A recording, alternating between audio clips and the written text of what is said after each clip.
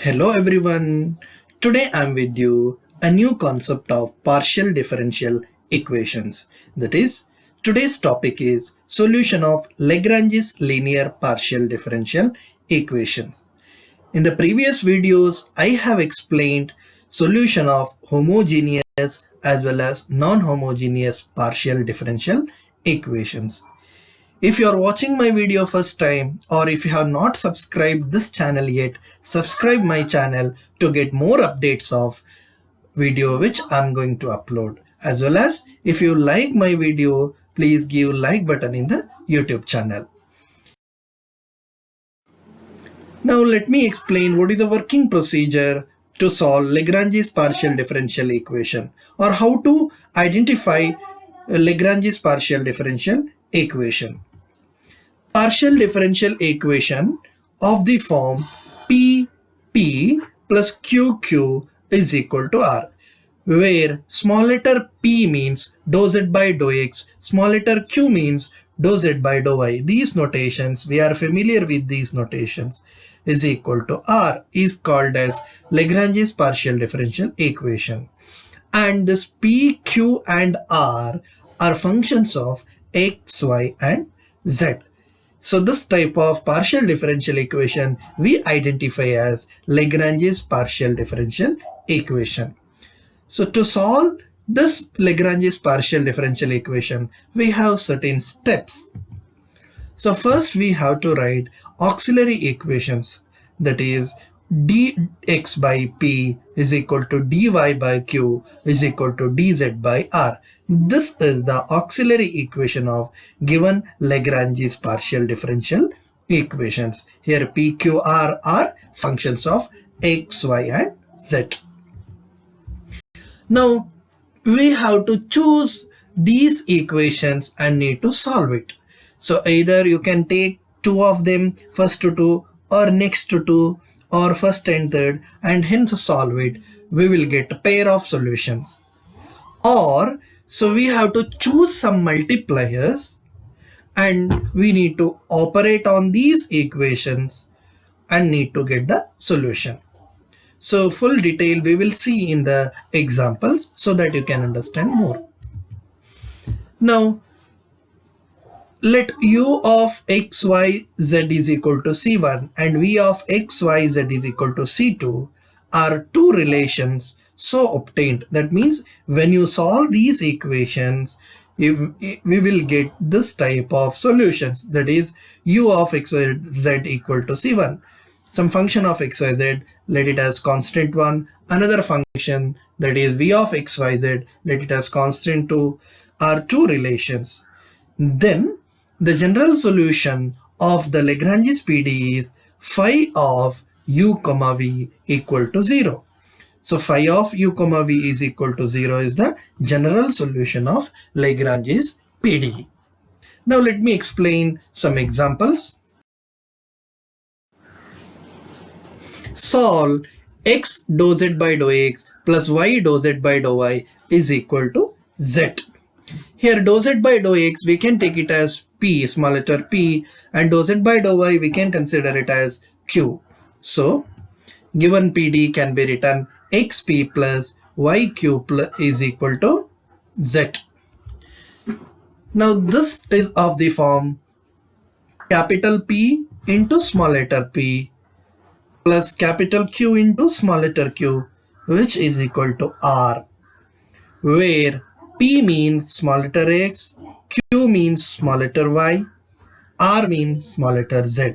So this is our Lagrange's partial differential equation. So here given partial differential equation also of the same form. Now to solve this Lagrange's PDE, so first step is to write the auxiliary equation. So what is the auxiliary equation in general? Dx by p is equal to dy by q is equal to dz by r. Substituting pqr we get dx by x is equal to dy by y is equal to dz by z. So three ratios or this equation set of equations we have. Now by solving this three we will get the solution or we will get the solution for the given Lagrange's partial differential equation. Time being, let me select first two equations, that is dx by x is equal to dy by y. So we need to solve this differential equation. So just integrate both sides. So what we get? Integration of dx by x is equal to integration of dy by y, which means log x is equal to log y plus constant of integration. Since this is indefinite integral, no limit is given, therefore we have to add the constant of integration. Since in LHS is log term is there, right side also we have log y, so constant term also we added it as log c1. This is for our convenience so that we can simplify more. So applying logarithmic property, right side log y plus log c1. So we know that log y plus log c1 can be simplified as log of y c1. Left side we have log x, right side we have log of y c1. So we can write x is equal to y into c1, or x by y is equal to c1 is the standard form of the solution. So we get the first solution, x by y is equal to c1. So in this relation, that is dx by x is equal to dy by y equal to dz by z, we have taken first two and we got one solution. Now I'll take another two expressions, that is dy by y is equal to dz by z. So and let me solve it. So integrate both sides. So left side integration is log y, right side integration is log z plus constant of integration. Let me add it as log c2. Now applying logarithmic property, left side log y, no change. Right side log m plus log n, we can write log of mn. Similarly, log z plus log c2, we can write it as log of z into c2. So log y left side, right side it is log of z into c2. So we can write y is equal to z into c2. Or we can write y by z is equal to c2. Now we have two solutions with us. One is x by y is equal to c1 and another one is y by z is equal to c2. Whenever we have two such solutions, then we can write the general solution of given Lagrange's PDE as phi of x by y, comma y by z is equal to 0. This x by y from the first solution, this one, and this y by z is from the second solution, this one. This is the general solution for Lagrange's partial differential equation. Now let me move to the another example. Solve x into y minus zp plus y into z minus xq is equal to z into x minus y. So we have to solve this by using Lagrange's partial differential equation concept. First, let us confirm whether it is in standard form of Lagrange's PDE, that is in pp plus qq is equal to r. Of course, this is in the Lagrange's PDE form where capital P is equal to x into y minus z, q is equal to y into z minus x, and r is equal to z into x minus y. So given partial differential equation is in Lagrange's PDE. Once if you identify that this is Lagrange's PDE, then to solve we have to write the auxiliary equation. So the next step is dx by p is equal to dy by q is equal to dz by r. This is auxiliary equation. Now we substitute for p and q and r. So what we get, dx by p means x into y minus z is equal to dy by q means y into z minus x, dz by z into x minus y. So we have replaced pqr and we get this equation. Let me denote it as equation number 1. Now we have to solve these set of equations to get the solution for Lagrange's PDE. Now if you choose first two equations, that is dx by x by y minus x into y minus z is equal to dy by y into z minus x, can we solve this? So can we separate the variables here? X variable one side, y variable? No, not at all possible. So we cannot use the variable separable method which we applied in the previous example. Similarly, second and third, here also it is not possible to separate the variables, or first and third also not possible. So we cannot able to directly integrate by variable separable form. This time we have to think for some multipliers which is called as Lagrange, which we have to multiply, and we should modify this to get the solution. So just think here. So what happens if you multiply this denominator by 1, this first denominator by 1, second denominator by 1, and third denominator by 1, and if you just add these, so what we get? So here denominator, first denominator will be xy minus xz, second denominator will be yz minus yx, third denominator will be zx minus zy. Then if you add, we will get the denominator as, if you add all denominators, we will get it as 0. So we apply it here. So using the multipliers 1, 1, 1, that means 1 we are multiplying to first equation, second equation also we are multiplying 1, third expression also we are multiplying 1, then we add the numerator as well as denominator, because we have a property for ratio. So what is that property? So that property says that if a by suppose a by b plus c by d, sorry, b, sorry, this is not plus, that should be equal to, 1 minute, 1 a by b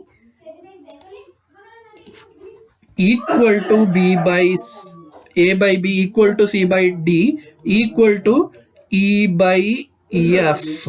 If three ratios are equal, then we can able to write as this all ratios are equal to, this all equal to a plus, that is numerator we are adding, a plus c plus e, a plus c plus e divided by, full divided by b plus d plus f, b plus d plus f. Denominator term we have b plus d plus ef. So this is the property of ratio. Whenever three such ratios are equal, we can write this as numerator added a plus c plus e divided by b plus d plus ef. Or we can also write just by multiplying. One multiplier, k1 I multiply to first ratio, k2 I multiply to second ratio, and k3 I multiply to third ratio. Then we can write it as k1 a plus k2 c plus k3 e divided by k1 b plus k2 d plus k3 f. So if you multiply one multiplier to first ratio, another multiplier to second ratio, third multiplier to third ratio, then also we can write as a new ratio. So that is what we did here. Here we did multiplied 1. So multiplying 1 means there will not be any change for this problem particularly, and then we added. So these first ratio, that is dx by x into y minus z, and second ratio, that is dy by y into z minus x, and third ratio, that is dz by z into x minus y. These three ratios will be equal to new ratio, that is dx plus dy plus dz. Numerator we multiplied 1 and added, divided by denominator also we did the same. So we get xy minus xz plus yz minus xy plus xz minus yz. So this we can equate to or simplify as dx plus dy plus dz. Denominator will be 0. Since these all are ratios, this ratio we can equate to a constant. So when we equate to a constant k, so this numerator dx plus dy plus dz is equal to k into 0. That means numerator will be dx plus dy plus dz is equal to 0. So we get the expression dx plus dy plus dz equal to 0, which on integration gives x plus y plus z is equal to c1, because integration of dx is x, integration of dy is y, integration of z is dz is z, and we need constant term that it is added in the right hand side. So this is what the first equation or first solution. Here what we get it. Now again look back to the equation number 1. Dx by x into y minus z is equal to dy by y into z minus x is equal to dz by z into x minus y. We have to find another multiplier or another set of multipliers which makes when we multiply to the ratios and add it in the denominator, we should get 0. So just keep the logic. When we multiply to each of the ratio and add the numerator denominator separately, it should be such a way that our multiplier should be such a way that denominator should get 0. So what is that, or so which and all numbers or expression we can choose as multipliers? So just look at the denominator of first, that is x into y minus z. If x is not there, suppose, similarly in the second one, if y is not there, or in the third similarly z is not there, then if you just add the denominator, what we get? X y minus z plus z minus x plus x minus y, we get it as 0. That means our multiplier should be 1 by x to the first ratio and 1 by y to the second ratio and 1 by z to the third ratio, so that we can get the denominator 0. So applying it, numerator, whenever we multiply 1 by x to the denominator, at the same time we have to multiply numerator also. So here also second also 1 by y, if you multiply numerator denominator, you have to multiply to numerator also. In the third also same. So adding 1 by dx plus 1 by x dx plus 1 by y dy plus 1 by z dz divided by y minus z plus z minus x plus x minus y, which gives 1 by x dx plus 1 by y dy plus 1 by z dz divided by 0. Now being this is ratio, if we equate this ratio to a constant, such a property is there for ratio, we can equate it to a constant, then numerator is equal to 0 into that constant. That means numerator equal to 0. That is 1 by x dx plus 1 by y dy plus 1 by z dz equal to 0. If you integrate this, integral of 1 by x dx is log x plus integral of 1 by y dy is log y plus integral of 1 by z dz is log z. So we get the answer log x plus log y plus log z, which equal to constant of integration we have to add. So since left side it is log, right side constant of integration, let me add as a log only. Now applying logarithmic property, log x plus log y plus log z can be written log of xyz equal to log c2, which means xyz is equal to c2. So we got second solution also. First solution we got it as x plus y plus z is equal to c1. This is the first solution. Second solution we got it as xyz is equal to c2. Now we write the general solution, that is equal to phi of x plus y plus z comma xyz is equal to 0. X plus y plus z from the first solution, that is here x plus y plus z is equal to c1. This is here, from here we get the x plus y plus z, and xyz we get from the second solution, that is from here. Now let me explain another example.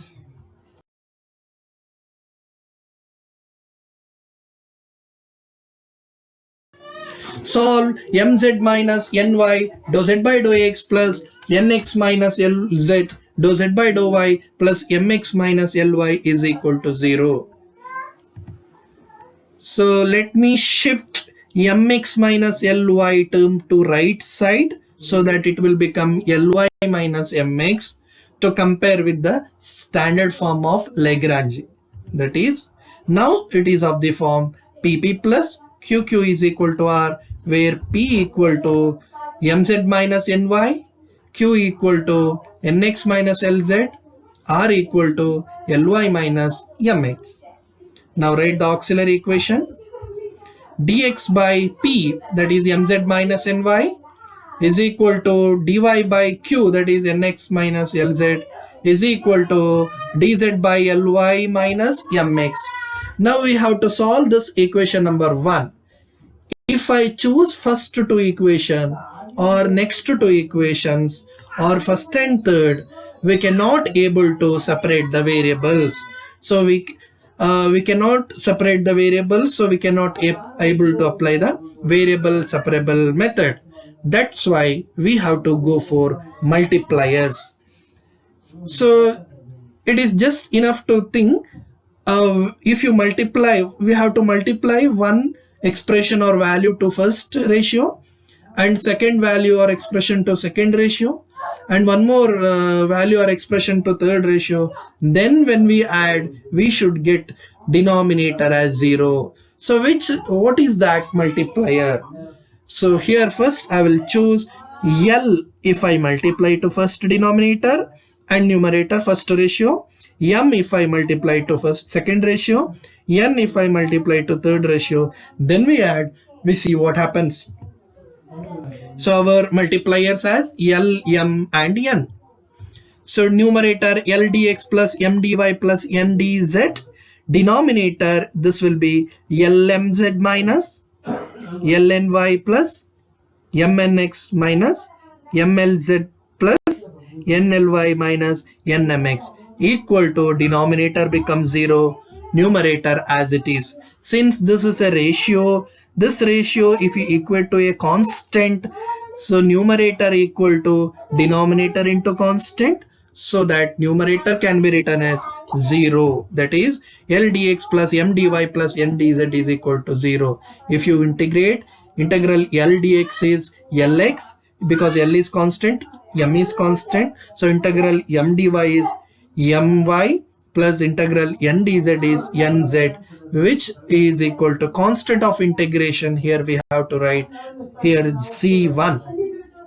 So this is the first solution we get.